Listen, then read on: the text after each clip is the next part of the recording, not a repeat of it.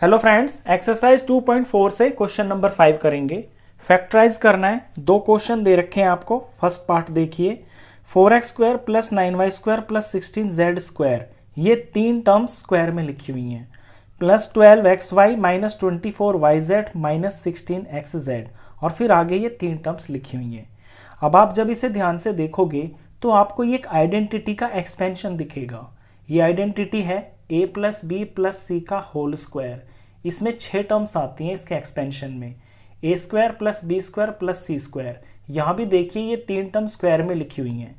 फिर plus 2ab plus 2bc plus 2ca, ये तीन टर्म्स लिखी हुई हैं। तो इसको आपको इस फॉर्म में लेके आना है। फैक्टराइज करोगे तो आपको फैक्टर फॉर्म में लेके आना है। तो a plus b plus c whole square की फॉर्म में लाने के लिए आपको सिर्फ यहाँ ये जो आपको क्वेश्चन दे रखा है इसके अंदर a b c की पहचान करनी है। a b c की पहचान आपको होगी यहाँ से, ये जो पहले तीन टर्म्स दे रखी है ना स्क्वायर वाली, इनसे ही आपको a b c मिल जाएंगे। आपको 4x² 9y² प्लस 16z² को होल स्क्वायर की फॉर्म में लिखना है, और जो स्क्वायर के जो ब्रैकेट के अंदर आएगा वो आपके a b c होंगे। यहाँ से शुरू करते हैं क्वेश्चन को। 4x² को आप किसका होल स्क्वायर लिखोगे?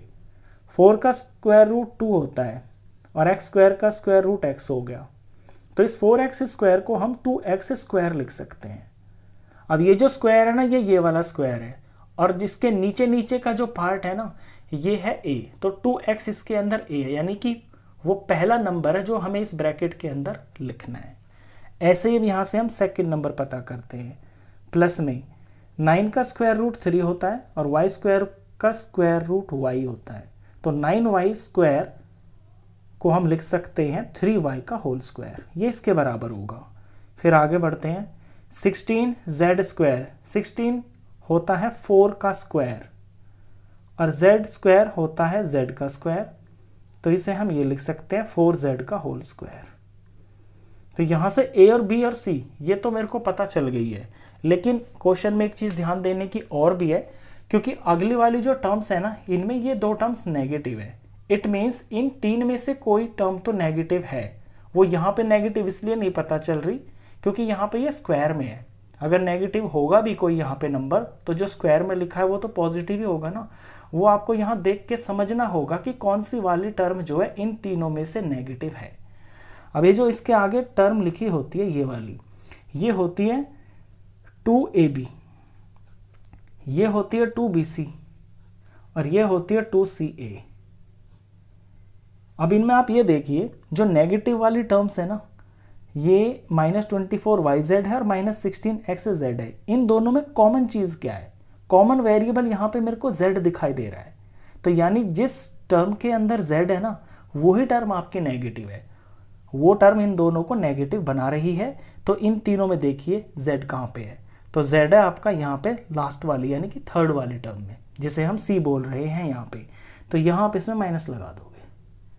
तो मेरे को a b और c बिल्कुल साफ साफ पता चल गए हैं। आगे मैं ये फिल करता हुआ चलूँगा। ये जो 12xy अब लिखा हुआ है, ये लिखा हुआ है 2 into में ab। अगर अब मैं a और b की वैल्यू ये वाली भरता हूँ तो उनका प्रोडक्ट सेम यही आएगा। देखिए ये 2 हो गया, a की जगह 2x फिल करेंगे और b की जगह 3y फिल करेंगे। इनका प्रोडक्ट करें 2 2 जार 4, 4 3 जार 12 और ये xy हो गया। फिर मैं प्लस 2bc लिखूंगा, तो b हो गया सेकेंड टर्म जो कि 3y है, और c हो गया -4z। इनका प्रोडक्ट करूंगा तो सेम यही आएगा। 3 दूनी 6 और 6 चौक 24 और प्लस माइनस माइनस 24 और ये yz। इसके बाद जो टर्म आती है वो है 2ca, c यानी कि थर्ड टर्म। यहाँ जगह कम है, यहाँ पे लिख देता हूँ 2c यानी कि -4z और इनटू में a यानी कि 2x। अब इनका प्रोडक्ट करेंगे तो सेम यही आएगा। 4 2 जार 8, 8 2 जार 16 और ये माइनस हो गया और ये x और z हो गया। तो मेहनत आपको यहीं तक करनी है, a b c तक। आगे तो फिर इनको देख के यहाँ पे कॉपी करना है। अब इनको आप ये जो तीन यहाँ पे स्क्वायर में लिखे हुए हैं, इनके अंदर में ये a है, ये b है, ये c है, इनको ऐसे एक ब्रैकेट में लगा के होल स्क्वायर लगा दोगे, वो आपका आंसर है। तो 2x प्लस में 3y और ये जो c है ये नेगेटिव है, तो इसे हम नेगेटिव लिखेंगे, -4 z और ये हो गया इसका स्क्वायर, होल स्क्वायर हो गया ये। अब क्योंकि ये स्क्वायर है यानी कि ये दो बार है, हमें तो फैक्टर निकालने हैं ना, तो ये दो फैक्टर्स लिखे हुए हैं तो इनको हम अलग अलग करके लिख देंगे। 2x plus 3y minus 4z एक बार, और इनटू में 2x प्लस 3y और माइनस 4z, ये इसके दो फैक्टर्स हो गए, ये इसका आंसर हो गया। अब इसी तरह से हम इसका सेकंड पार्ट करेंगे। सेकंड पार्ट में और थोड़ा सा इंटरेस्टिंग क्वेश्चन है क्योंकि इसमें रूट भी आ रहा है। 2x square plus y square plus 8z square, यहाँ तक सिर्फ फोकस कीजिए आप, ये तो सिर्फ कॉपी है, इसमें ज़्यादा दिमाग लगाना ही नहीं पड़ेगा क्वेश्चन में। इन तीन टर्म को देखिए कि इनको आप किसके स्क्वायर की फॉर्म में लिख सकते हैं। 2x स्क्वायर को मैं लिख सकता हूं √2 और x का होल स्क्वायर, क्योंकि √2 का स्क्वायर करेंगे तो 2 हो जाएगा, √2 इंटू √2 2 हो जाएगा, और x स्क्वायर चाहिए तो ये x का होल स्क्वायर हो गया। तो यहाँ a तो मिल गया मेरे को, a यानी कि फर्स्ट टर्म √2x। अब b पता करते हैं, b यानी कि सेकंड वाली, ये y का स्क्वायर है ना, साफ साफ y का स्क्वायर है तो ये y का ही होल स्क्वायर है, तो अंदर में ये y और इसका होल स्क्वायर, तो b यहाँ पे y है। अब c पता करते हैं, यहाँ पे 8z स्क्वायर है। अब 8 किसका स्क्वायर होता है, उसके लिए हम 8 का स्क्वायर रूट निकाल लेंगे सिंपल। अगर हमें पता नहीं चल रहा तो 8 का हम स्क्वायर रूट निकाल लेंगे। 2 से करते हैं 4 आ गया, 2 से किया 2 आ गया, 2 से किया 1 आ गया। अब मैं 8 का निकाल रहा हूँ स्क्वायर रूट, तो स्क्वायर रूट में दो चीज़ें बाहर आ जाती हैं रूट से, तो ये इन दो में से एक बाहर आ गया, ये 2 अंदर ही रह गया, तो ये बराबर 8 के होता है। तो इतना तो ये 8 के बराबर है, 2√2, और z है तो यहाँ पे z लगा दिया और इसका होल स्क्वायर कर दिया, तो मुझे c भी मिल गया 2√2 और ये z।